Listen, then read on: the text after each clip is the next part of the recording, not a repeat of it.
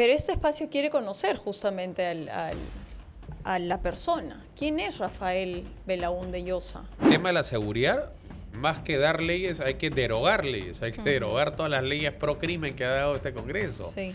Las leyes que dificultan los allanamientos, las leyes que excluyen a la extorsión de la figura de organización criminal. Más que dar leyes, hay que derogar primero todas esas leyes pro crimen.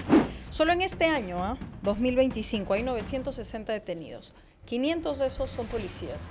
¿Qué va a hacer Libertad Popular para más policías y que estos no sean malos elementos? Pero siempre me he resistido en hacer política a partir de él. Yo creo que uno tiene que hacer política con la poca o mucha luz que uno tenga, ¿no? Sí. El orgullo de ser nieto de Belaúnde y la inspiración de sus ideas, que me parece que en un país, porque él gobernó y tuvo una gran visión en la vivienda social, en las carreteras, las hidroeléctricas, todo esto lo hizo en un país sin plata. Hoy lo que hay más recursos, pero hay menos ideas, ¿no?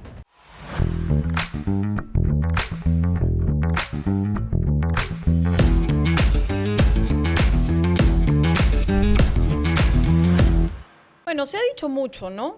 Sin duda hay opiniones de todos los lados.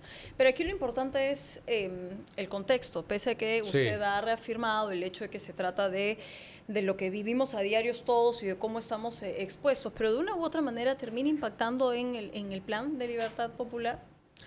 No, yo vivo, digamos, vivo en estos meses o en estos años conjugando mi actividad profesional con la actividad política. Yo salgo a trabajar temprano, en fin, este incidente es un incidente al que están expuestos todos los peruanos, millones de peruanos. Entonces, simplemente ahora es una circunstancia por la que yo he pasado, pero no es una circunstancia por la que no pasan miles de otros peruanos, ¿no? Sí, pero Juan Pérez no sería portada de los diarios. Y a donde apunto es el hecho de si esto, y creo que más adelante iremos explorando las propuestas, el tema de inseguridad ciudadana es uno en la agenda. Sí, yo creo que el tema de la inseguridad ciudadana es el principal. No se puede hacer nada hasta no resolver eso, ¿no? Digamos, las políticas para convocar la inversión privada, para crecer, de inclusión, de desarrollo. Nada de eso va a ser posible si el país está secuestrado por la inseguridad ciudadana, ¿no? Entonces, esa tiene que ser la principal tarea. Y la verdad de las cosas es que ahí ha habido una involución. Ha habido una involución, primero desde el Parlamento, que legisla en favor del crimen, ¿no? Que dificulta la acción de la policía, dificulta la acción de la fiscalía, exonera a actividades delictivas de la figura de organización criminal. La extorsión la han excluido de la figura Se gobierna pro minería no solo ilegal, sino minería criminal, que ya hemos visto en el caso de Trujillo. Es evidente la relación que hay entre la minería ilegal de Patás y el tráfico de explosivos en Trujillo. Entonces hay un Congreso que fomenta el crimen en el Perú y hay un Ejecutivo, bueno, habrá que darle todavía el margen de tolerancia al nuevo presidente, pero los años de la señora Boluarte han sido una ineptitud y una negligencia absoluta. Entonces la inseguridad se ha desbordado y hoy más peligroso que ser político es ser bodeguero, es ser transportista, es ser integrante de una orquesta musical. Emprender, ¿no? Cualquier emprendedor pequeño, ellos son los que están más expuestos a la violencia ciudadana, ¿no? Yo por eso, cuando ha ocurrido este incidente, yo no le atribuyo, no tendría por qué darle una connotación política. Yo creo que esto se enmarca absolutamente en el flagelo de la inseguridad ciudadana que se vive en el Perú hace 7 años, hace 10 años, coincide con el deterioro del ambiente político también, ¿no? Sí, sin duda, ¿no? Y regreso al día de este ataque, ¿no? Usted tras esto ha confesado varias cosas, el uso de armas y demás, pero el momento de cuán expuesto queda uno frente a esa situación y que son seguramente microsegundos en decidir finalmente qué hago, disparar, avanzar, o sea, ha sido intentar escapar básicamente de este ataque. Bueno, yo hace 25 años tengo mi licencia para portar armas de fuego. Yo he trabajado toda mi vida viajando por el Perú, viajando por tierra. Y por eso tengo mi arma. He vivido muchos años en la Sierra Central, en Cerro de Pasco, en fin. Había tenido en el 2008 un incidente, no de esta magnitud, pero parecido. Y bueno, tengo 2 armas, que es lo que la ley permite tener. Practico en el polígono de tiro, es decir, yo soy una persona que cree en el derecho a las personas a la defensa personal y a la tenencia de armas de fuego. Quizá si no hubiese tenido el arma, hubiese sido quizá un intento de robo y se llevaba mi camioneta y no hubiese pasado nada. Esa también es una posibilidad, ¿no? El hecho concreto es que cuando yo he visto, cuando me ha interrumpido el paso con una moto que se ha atravesado, yo he sacado mi arma y se ha producido un intercambio de disparos.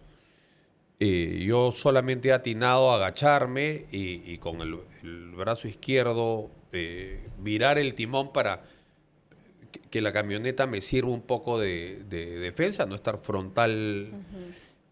Y he abierto la puerta y mientras yo me he descendido, también he disparado la munición que había abastecida en la pistola, que eran, me parece que 7 u 8 tiros nomás, porque la semana pasada había estado en el polígono, irónicamente. En fin, había usado, en la ley hay unas balas para defensa personal, las balas que puedes portar son las balas que tienen la punta hueca.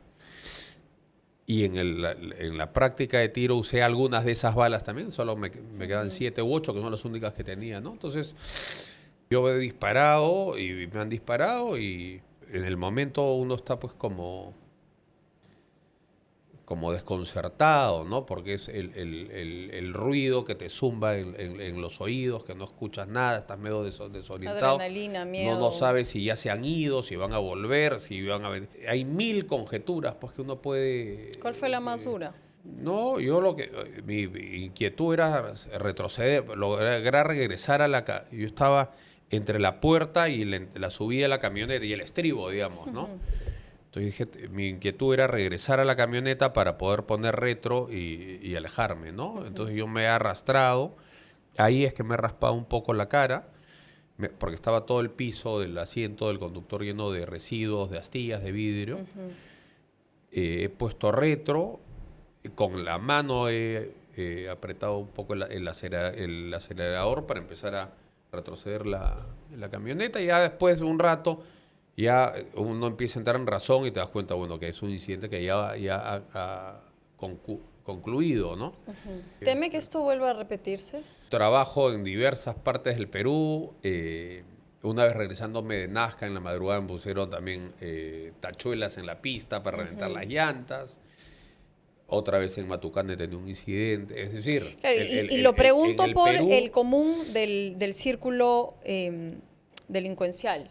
No se cumple el objetivo, pasa algún tiempo y regresan a ¿cuál será el cumplir móvil? Pues yo objetivo. no quisiera especular respecto al móvil, ¿no? Si es simplemente un robo furtivo, no tendría, ¿no? Si tuviese otra motivación, pero eso lo determinará la policía, ¿no? Pero yo creo que en esta época, en la época que estamos viendo, no podemos dejar que esto nos defina, que esto defina nuestra agenda, ¿no? Pero entiende que de una u otra manera se pone en la palestra el nombre Belaúnde Llosa tras este ataque. Y si algo queremos aprovechar justamente, y que me imagino que también es un objetivo, es que la gente conozca qué hay detrás, ¿no es cierto?, del partido y de usted. Pero, digamos... Yo en la zona de estos proyectos, yo ya he tenido, no directamente, pero hemos tenido pues, invasiones, tuvimos incluso la muerte producto de un conflicto entre organizaciones criminales que están asociadas a los sindicatos, la muerte de un maestro de obras. Es decir, hay un deterioro pues, en la seguridad, ¿no? Los atentados en otros lugares, en medio de este contexto que estamos viviendo preelectoral, no pueden ser situaciones o realidades distantes a la que podría eventualmente ocurrir aquí. Yo no estoy conspirando ni especulando absolutamente nada, pero es importante tenerlo en cuenta si el atentado ha significado realmente esto que está comentando, ¿no? Y los detalles que nos está dando. Lo que ocurre también es que si hay situaciones que fomentan el crimen, ¿no? Por ejemplo, esta sucesiva prolongación del reinfo y la proliferación de las organizaciones criminales en torno a la minería ilegal, ¿no? Esto ha devenido en tráfico de explosivos, en tráfico de armamento, en financiamiento de organizaciones criminales. Hay una vinculación entre estas organizaciones y el tráfico de terrenos, sobre todo, eso se ve más claramente en Trujillo, pero es decir, el hecho que las economías ilegales estén tomando control político y económico del Perú, esto puede llevar al Perú a una especie de sinaloaización del Perú, como convertirnos en un estado semifallido, como ocurre con el narcotráfico en México, ¿no? Entonces, hay una infiltración de las economías ilegales en el Parlamento, es evidente que van a tener una participación en el proceso electoral, es evidente que hay un lobby para nuevamente prorrogar el tema del reinfo 2 años más. Estos días, justamente. Entonces, ahí es donde nosotros tenemos que dar una batalla decidida para terminar con esto, ¿no? Vimos el tema del atentado, hoy usted está aquí, Sí. sigue en campaña, Sí. ¿verdad? Y históricamente su apellido significa mucho para este país. ¿Cómo lo siente usted? ¿Como un activo? ¿Como un pasivo? Bueno, no. Yo tuve pues una relación muy cercana con Fernando Belaúnde, mi abuelo, que nos legó pues un apellido del que me siento orgulloso. No nos legó bienes materiales, ni fortuna, ni nada. Nada en ese sentido, pero nos dejó un apellido del que no solo yo, mis hermanos y mis primas nos sentimos pues orgullosos y queremos llevar en alto, ¿no? Y bueno, yo nunca he estado en la política activa, nunca he sido militante de Acción Popular, no. Entonces mi participación en la política viene, digamos, después, y nunca estuve en mis planes en hacerlo a través de Acción Popular, porque si nunca había militado ahí, claro, no, los partidos políticos pues no pueden ser un negocio familiar, ¿no? Vale, pero incluso hubiera sido, no sé, entre comillas, mucho más fácil que con un legado histórico tener un partido que pueda de una u otra manera vincular, ¿no es cierto?, a los Belaúndes de otra manera, porque si uno mira hoy las encuestas, usted apellidando Belaúnde, podrían acompañarlo seguramente la estadística de otra manera, ¿no? Y no con este 3% que lo acompaña en los últimos días. 3, 2, por ahí, por ahí nos debatimos. ¿En cuál cree mejor? Dígame usted. El hecho concreto es que todo está bien apretado, ¿no? Yo me acuerdo procesos electorales donde alguien con 25% estaba en tercer lugar, ¿no? Entonces, esta es una elección absolutamente abierta. Yo siempre tuve claro que si queríamos hacer un proyecto político, tenía que ser un proyecto político nuevo. Era imposible con el tema de los niños de Acción Popular. Y después porque no me parece bien que se asuma que un partido es un sello de familia. Me parece mal que los partidos tengan de logo el nombre o la letra del dueño del partido. Ahí está la A, Vizcarra, la K, la R, ¿no? Fujimori. Entonces, hay que tratar de construir partidos en función de las propuestas. Y yo estoy en este emprendimiento ahora. Qué gran definición esta, la de emprendimiento. Pero si no funciona, yo pues, mi vida sigue, yo seguiré mis cosas y vendrá alguien más. Libertad popular. ¿Usted ya cree que la gente va asociando? Estuve revisando el ideario, son 22 puntos importantes. Creo que giran básicamente en ratificar la democracia como punto importante dentro de su política de gobierno. Sí, yo creo que digamos, dejando o sin hacer referencia al tema de la inseguridad ciudadana, que es un tema transversal, y los dos pilares en nuestra concepción tienen que ver con el crecimiento de la economía a partir de la inversión privada. Es la inversión privada la fuente que genera crecimiento económico y empleo. Eso está probado, está demostrado, es como la ley de la gravedad, ¿no? Pero eso por sí solo no es suficiente, ¿no?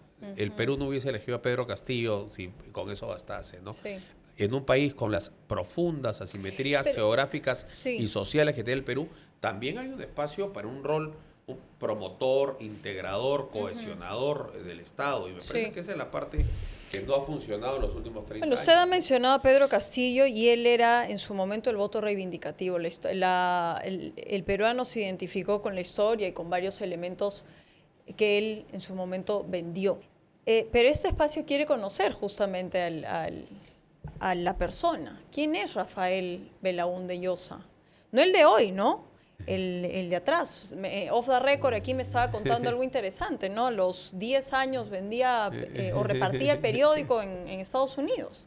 Sí, bueno, yo soy economista de profesión, soy alguien que viene del empresario, vengo de una familia asociada a la política, mi abuelo fue el arquitecto Fernando Belaúnde. Sí, viví una época breve en Estados Unidos, un poco más de 2 años. Como siempre he sido madrugador y hay esta cultura de fomentar el trabajo desde niño en Estados Unidos. Con mi vecino teníamos una ruta del Washington Post y repartíamos periódicos. ¿Y cobraban por repartir Cobrábamos, Claro. tenía mi plata. Siempre he sido pues dado a los negocios, yo, ¿no?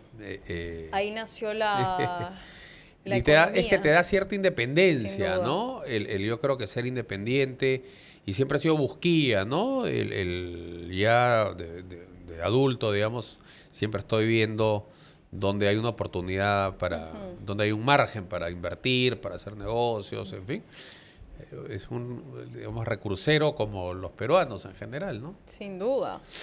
Y es interesante esto de ir conociendo, ¿no es cierto?, a la persona más allá del político, porque creo que usted ha ratificado esto. Si este emprendimiento no funciona, yo volveré a mi actividad. ¿Y seguirá sumando desde su espacio a la política? Bueno, yo creo que todos los peruanos tenemos un ángulo desde donde contribuir, ¿no? Los empresarios, digamos, no los mercantilistas o los que le sacan la vuelta a la SUNAT, pero un empresario que hace su trabajo, que compite, que tiene sus utilidades en el mercado, compitiendo en el mercado, gana su plata y paga sus impuestos y genera trabajo en ese. Entonces, los empresarios tienen un rol, los trabajadores tienen un rol. Lo que el Estado tiene que hacer es facilitar que el desarrollo económico se pueda dar por todo el Perú. Y eso no depende solo del mercado, pues no todo se puede concesionar, hay carreteras que tiene que hacer el Estado, hay embalses que tiene que hacer el Estado, hay reservorios que tiene que hacer el Estado. Y después está el capital humano. Lo fundamental para que un país prospere es la productividad de los peruanos, ¿no? Y eso es salud y educación fundamentalmente, ¿no? Y esos son los 2 grandes retos que tiene el Perú, ¿no? Tiene muy mal sistema de educación y en las pruebas PISA siempre salimos pues a la cola. Y uno ve cuánto dinero se le da a Petroperú, o ahora que quieren gastar 3.500 millones de dólares comprando aviones. No se puede construir un país sólido comenzando por las hojas para pretender terminar por el tronco. Hay que hacerlo al revés. Sí. ¿No? Lo mismo ocurre con los partidos políticos, ¿no es cierto? Usted habla mucho del capital humano. ¿Está contento con la gente que lo acompaña en Libertad Popular? Ha recibido un par de críticas, bueno, un par no, varias, por algunos personajes. Gino, en este país que caviariza todo, le han dicho, partido caviar, ¿qué hacen esos caviares ahí? Sí. Bueno, nosotros tenemos nuestra premisa no tener gente con procesos judiciales ni sentencias, ¿no? Gino Costa, lo han criticado, Gino Costa ha estado en la gestión pública, no tiene ninguna denuncia, no ha tenido ningún chanchullo. Uno puede tener discrepancias políticas, de su posición política, pero nadie ha dudado nunca de su honestidad, de su honorabilidad, igual que Pedro Cateriano. Pedro Cateriano ha sido ministro de Defensa, debe ser el ministro que más equipamiento militar ha comprado desde que existe el Ministerio de Defensa y no ha tenido ningún problema. Cualquiera que lo conozca puede dar fe de cómo vive, cómo es su casa, cómo es su ritmo de vida.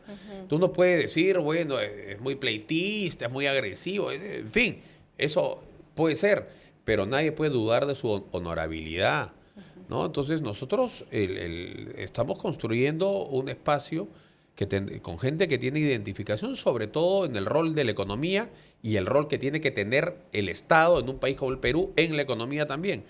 Y estamos haciendo un equipo homogéneo en ese sentido.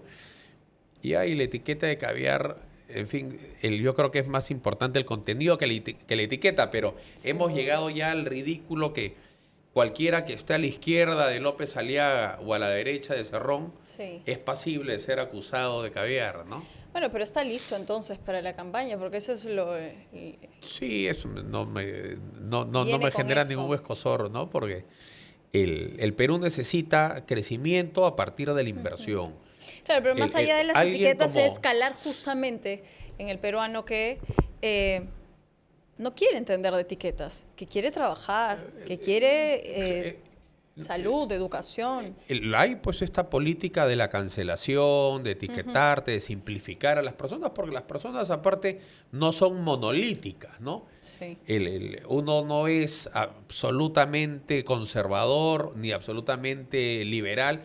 Yo creo que todos los peruanos somos pues conservadores en materia monetaria, todos los que hemos padecido la hiperinflación, por ¿Cómo ejemplo, se ¿no? define? Usted ya me dijo conservador en materia monetaria. No, yo en términos generales me considero una persona más bien liberal, no creo en la libertad de empresa, en la libertad económica, en la libertad política y en la libertad civil, siempre con matices porque no somos pues una Claro. piedra monolítica, pero yo creo que donde ha prevalecido la libertad política y la libertad económica, el libre comercio y un Estado Sí. que se asegure pues que las prácticas mercantilistas sean abolidas, que fomente la competencia, esos países han prosperado, ¿no?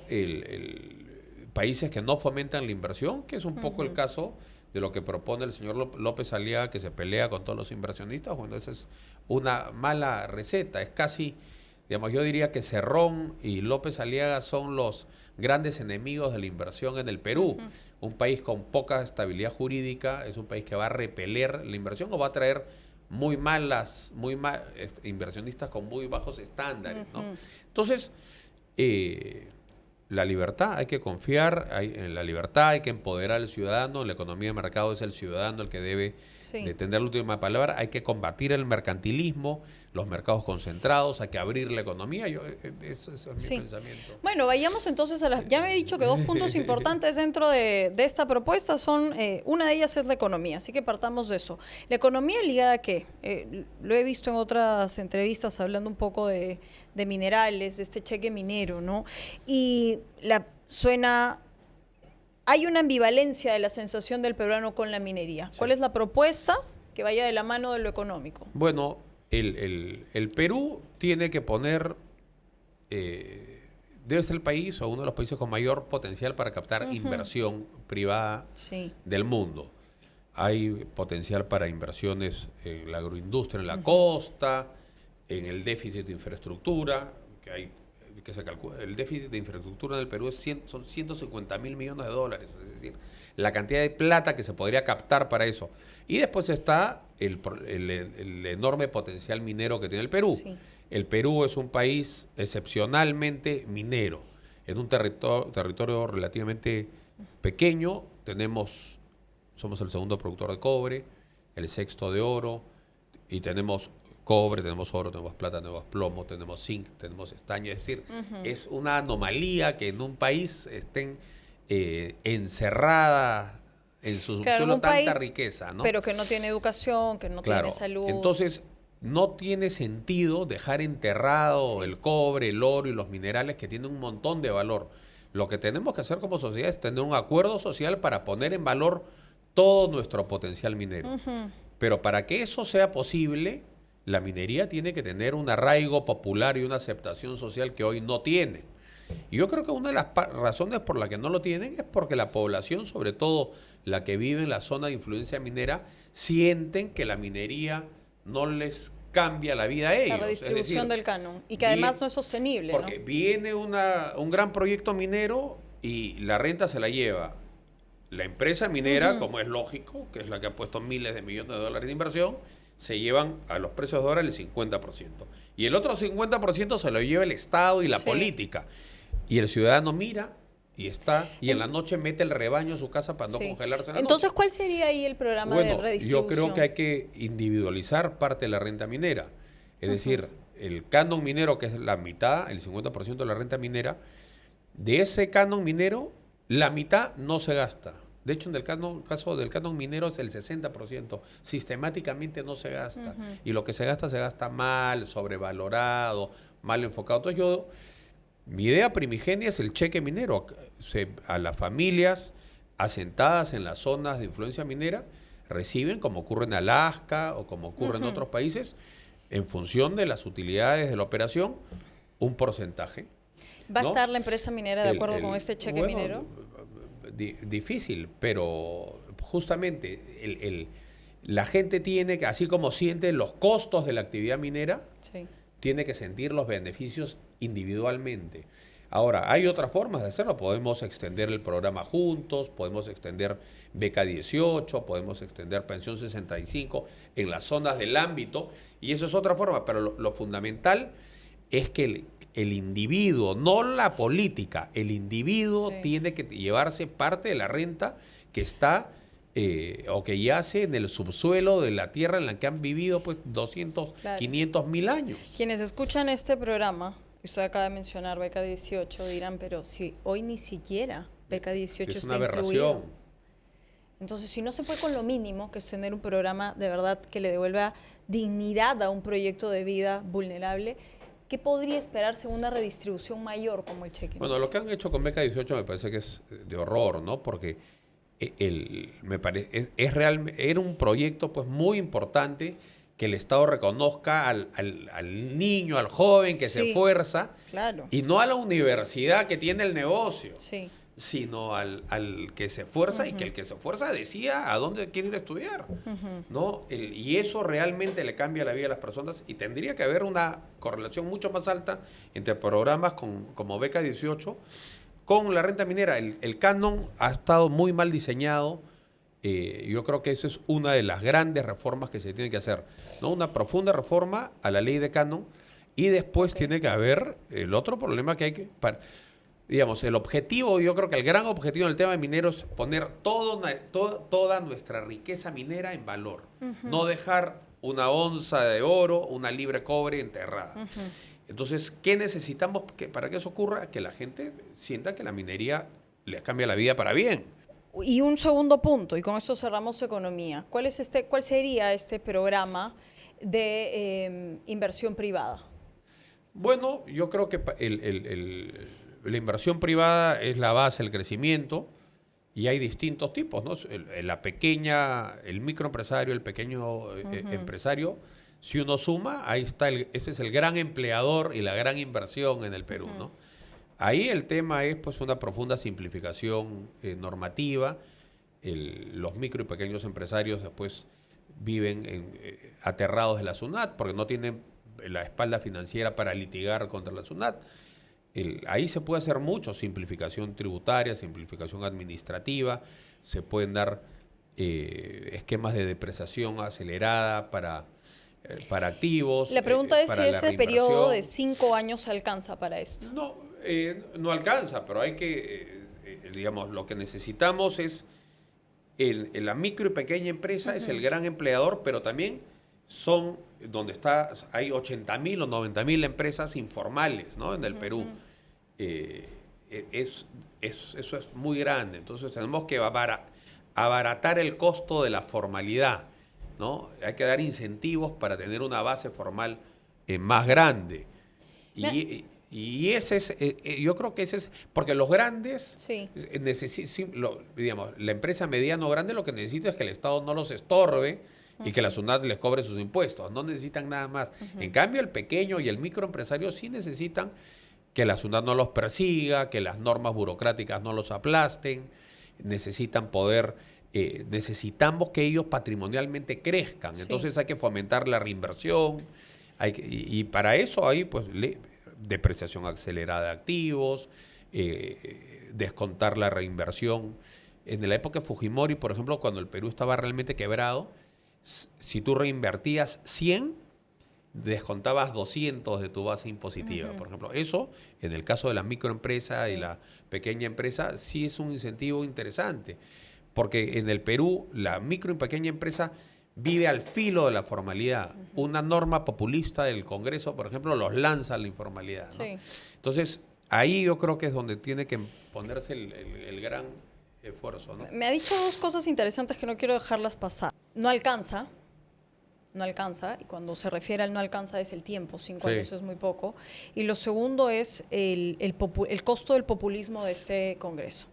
Con estos dos elementos, ¿cuál sería el punto de partida de esta eventual gestión? Porque realmente, o sea, la sensación del peruano es, vamos a escuchar más de lo mismo, pasarán 5 años más y la vida seguirá siendo exactamente la misma. No, yo creo que lo primero es el tema de la inseguridad ciudadana, ¿no? Yo creo que ahí está la experiencia de lo que fue el GEIN en la época del terrorismo.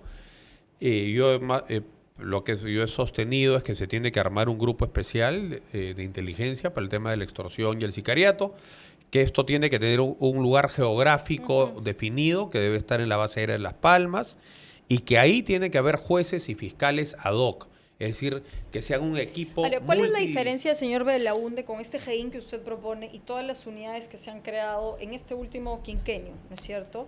Gremco, ahora mismo la unidad de extorsión, y todas tienen jueces y fiscales adjuntos. Adjuntos, pero no ad hoc. Tiene que ser en el mismo espacio físico y después tienen que estar las empresas de comunicaciones y los bancos. Porque si uno pide, por ejemplo, pinchar un celular, toda la ruta para lograr y que se concrete eso demora meses. Ya parece entonces, pues ya asesinaron al extorsionado. Igual para levantar un secreto bancario. Después está el tema de los agentes encubiertos y de los informantes. Hoy, por el tema de la corrupción, el presupuesto para agentes encubiertos y para informantes también está muy limitado. Después, el programa Constelación y Pisco, que son los sistemas de interceptación de telefonía celular, tienen los softwares obsoletos, las licencias vencidas. Es decir, hay que hacer un esfuerzo serio y eso solo se puede hacer bajo un liderazgo claro del presidente de la República. Le doy una cifra, me la ha dado el general Lira, ayer lo entrevisté. Solo en este año, 2025, hay 960 detenidos. 500 de esos son policías. ¿Qué va a hacer Libertad Popular para dos cosas? Lo primero, generar o tener más policías y que estos no sean malos elementos. Sí, bueno, el tema cuantitativo, un tercio del personal policial trabaja en labores administrativas, o sea que de ahí, digamos, tercerizando las labores administrativas, tú puedes incrementar en un tercio el número de personal policial, porque al final lo que te demora formar un policía, un oficial, por ejemplo, y que salga y que se gradúe, y lo tienes que restar de los que pasan al retiro. Entonces, el incremental por año puede ser, en el mejor de los casos, 4.000 al año. Y si tienes un déficit de 40.000 efectivos, estás hablando de un horizonte de 10 años. Entonces, tienes que tener otras alternativas, ¿no? Entonces, una es poner todo el personal posible en la calle, ¿no? Después hay métricas que no se cumplen. Por ejemplo, se tiene que tener en una área urbana plana, como Surquillo, por ejemplo, un patrullero al menos cada 50 manzanas. Entonces, eso te habla de un déficit en Lima de como 4.000 patrulleros. Después hay el tema de las cámaras de seguridad, hay que multiplicar agresivamente, ¿no? Londres tiene 500.000 de cámaras de seguridad. Bueno, pero Londres es Londres. No, pero digamos, no, pero a lo que voy es que... Le pongo un ejemplo gráfico. Es que para Petroperú sí hay plata. Sí. Es decir, depende, no es un problema de falta de plata, sino de malas prioridades. Sí. ¿No? Me pongo de ejemplo. Hace 3 días me robaron. Frente a donde me robaron había una caseta de serenazgo. No había un solo sereno. Fue en el mercado de Surquillo. Un lavacarros terminó ayudándome. ¿Qué hago con las cámaras ahí si no están quienes tienen que estar haciendo lo suyo? No había un solo policía en el perímetro. Es que hay los sistemas de seguridad C5, ¿no? Estos sistemas... C5. Claro, como tiene Guadalajara, tiene Ciudad de México, Quito está implementando, que es un sistema integrado que tiene que ver con cámaras, están interconectadas con sistemas de inteligencia artificial, con la comisaría, es decir, es todo ahora con drones que vigilan, porque también, claro, la tecnología avanza y no se trata de tener drones explosivos como los que quiere traer el exalcalde. Pero sí se puede tener mucho, porque tú puedes tener drones que vigilan y drones que interdictan, ¿no? Y esa experiencia existe también y los sistemas de seguridad C5 se pueden implementar. Y hay que ir a Guadalajara, hay que ir a la Ciudad de México. Después está el rol de la ciudad, de la población, la ciudadanía organizada, ¿no? Yo me acuerdo cuando viví hace tantos años en Estados Unidos, había esto de Neighborhood Watch, se llamaba, ¿no? Que era, los vecinos se organizan y patrullan ellos y están conectados con la central policial. La sociedad civil también se tiene que movilizar, porque esto es casi como un estado de guerra, digamos, ¿no? Todos tenemos que poner el hombro, ¿no? Pero fundamentalmente es el tema de la policía hay que dotarla. Hay oficiales. Yo, cuando viví en Cerro, yo viví muchos años en Cerro Pasco y trabajé mucho tiempo en el Monzón, en la selva central. Y ahí era una época muy difícil. Y eso, la policía pacificó el Alto Guayaga a base de inteligencia operativa, a base de información proporcionada por el satélite de la DEA, a base de interceptaciones telefónicas, a base de agentes encubiertos y a base de manejo de informantes.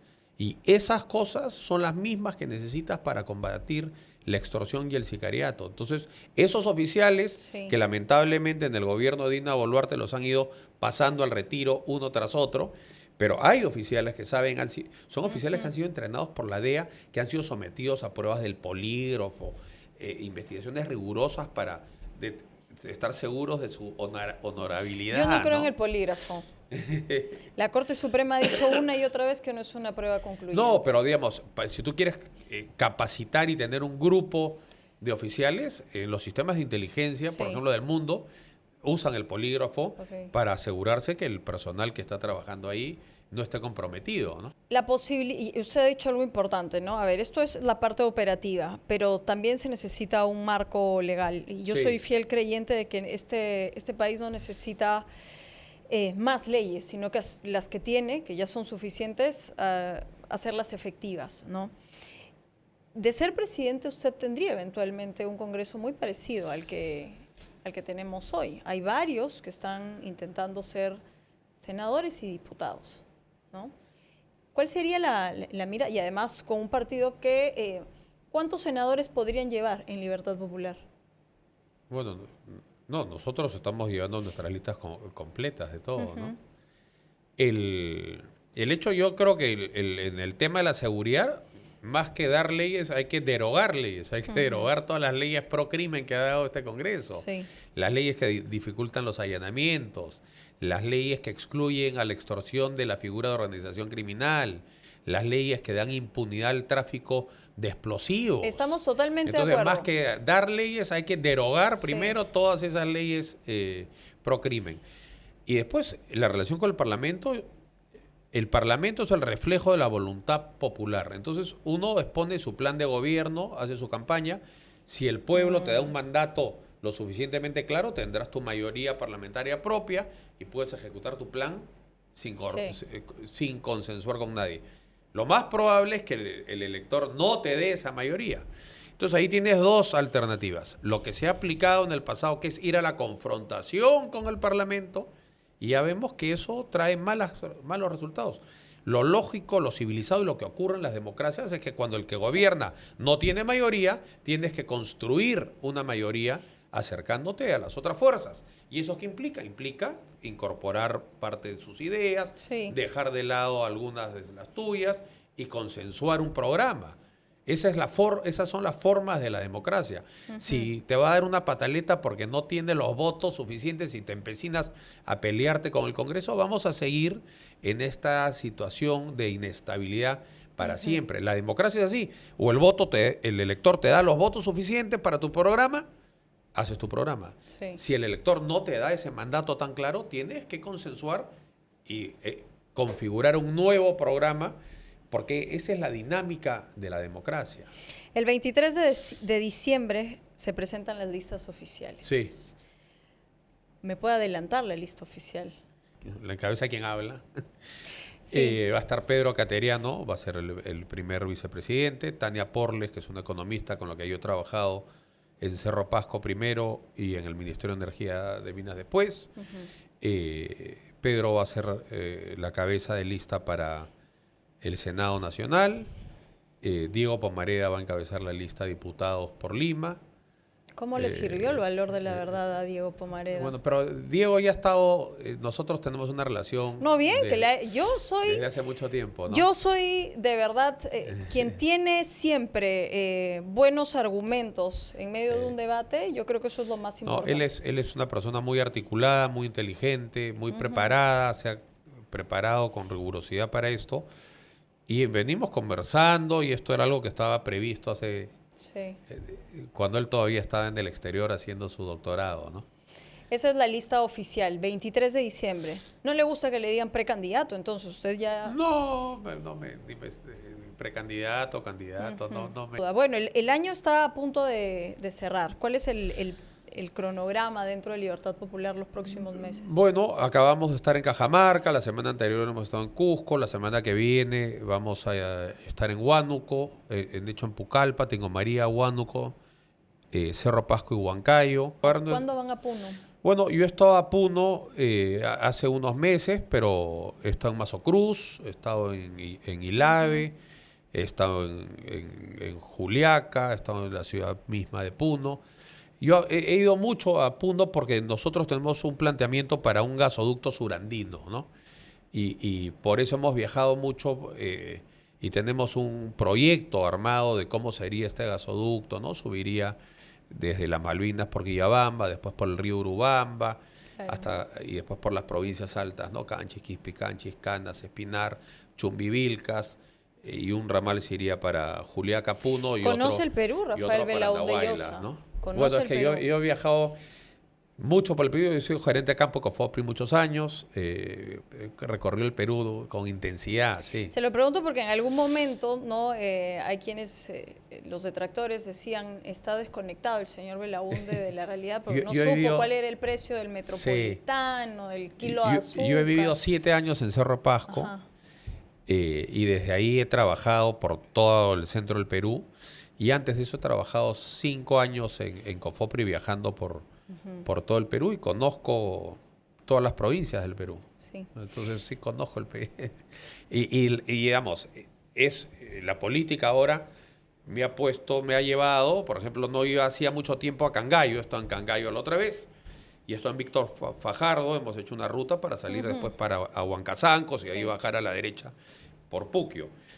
Y lo increíble es pues pasan 15 años y es como si hubiese pasado un día, ¿no? Sí. Todas las obras que estaban pendientes, todos los proyectos, todos los anhelos, todo paralizado en el tiempo. Entonces yo creo que se necesita un gobierno un poco como fue la inspiración del arquitecto Belaúnde. ¿No le gusta decirle abuelo más personal? ¿O? Sí, bueno, sí, pero digamos, en el escenario...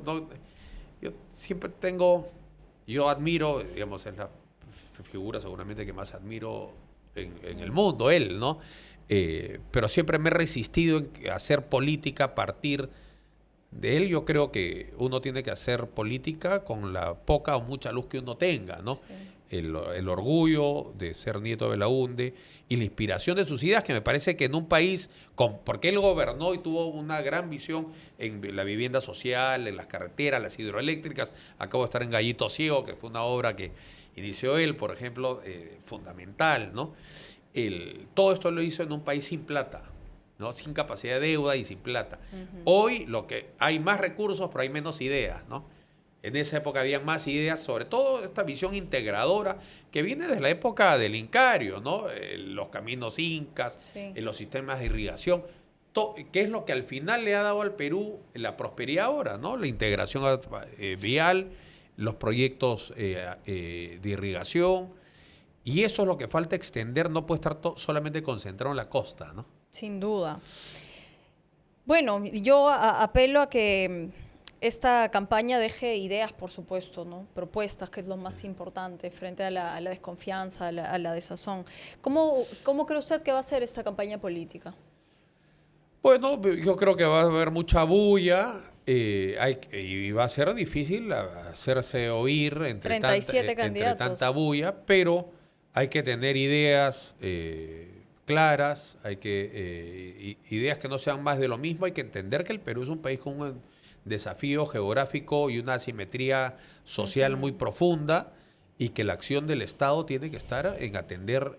No hay modelo económico que se sostenga con estas grietas tan profundas que tiene el Perú, ¿no? Entonces, la economía, muy bien, moderna, puede andar, ahí el Estado que no interfiera, que no estorbe, pero hay otra parte del Perú que sí requiere una atención decidida para poner la cancha más pareja para todos los peruanos. ¿Va a ser Rafael Belaúnde Llosa el outsider de esta campaña?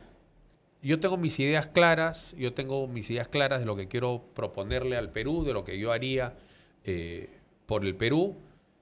Voy a explicarlo con toda claridad, sin reservas, sin complejos. Y bueno, y si el pueblo me da ese privilegio, será el honor de mi vida. Y si no, mi vida continúa. ¿No? ¿Con quién le gustaría pasar a segunda vuelta eventualmente? No, yo creo que lo lógico para el Perú sería lo que el Perú se merecería, serían dos opciones más o menos de centro, ¿no? Para, evidentemente, pasar con alguno de los extremos sería más fácil, ¿no? Sería más fácil ¿hay alguna pasar. opción de centro en este 2026? No, pero yo creo que hay algunas que más razonables, ¿no? Yo creo que el Perú se merece decidir entre dos opciones sensatas. Es lógico, una más progresista, más a la izquierda, otra más hacia la derecha o más conservadora en lo económico, quizá. Le cambió la pregunta entonces, ¿con quién no quisiera estar en segunda vuelta? No, de querer me gustaría que sea pues con Keiko o con López Aliaga, o con Cerrón, ese es el escenario más fácil para ganar, ¿no? Con las opciones más de centro es más difícil. Yo creo que el Perú necesita un retorno al sentido común, a políticos y a políticas que no se centren en la división, ¿no? Yo creo que el problema con los extremos es que hacen política a partir de dividir a los peruanos, Sí. ¿no? Y yo creo que en vez de profundizar las grietas, la política tiene que ser construir puentes, ¿no? Y yo creo que las opciones más de centro son más tolerantes, es más fácil armar una coalición de gobierno ahí. Ese es mi ánimo, ese es mi temperamento. El tema es que sea el temperamento del elector también, ¿no? Así es. Bueno, yo quiero cerrar esta conversación justo con un mensaje para el elector, pero para el que no confía aún en Libertad Popular, ¿qué le diría? ¿Qué les diría? Yo creo que hay que, digamos, confiar no solo en Libertad Popular, yo creo que hay que apostar por proyectos distintos a los que están en este Congreso, que ha sido un Congreso, digamos, marcado por la infamia y la corrupción y el tanto daño que le ha hecho al Perú, pero este es nuestro país, ¿no? Y nosotros tenemos, desde el peruano más humilde hasta el peruano más rico, tienen el mismo poder en sus manos, que es el voto. Entonces hay que ejercer el voto para cambiar el Perú, para movilizar el Perú, para tener un proyecto nacional más integrador, más inclusivo, del que todos nos sentamos parte, ¿no?